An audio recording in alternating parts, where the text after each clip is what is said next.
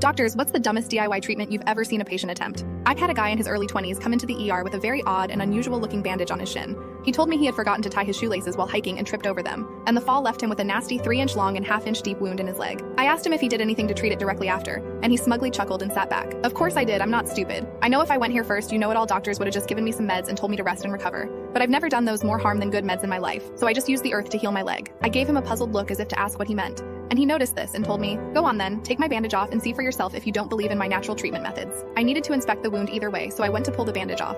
And as I started peeling it away, my face contorted into a shape I didn't even think was possible due to the limitations of the facial muscular structure. The skin on his shin was completely black. There were dark chunks falling out of the wound, and a few worms even dropped to the floor. I looked back up at him and asked him to tell me in detail how he treated his wound.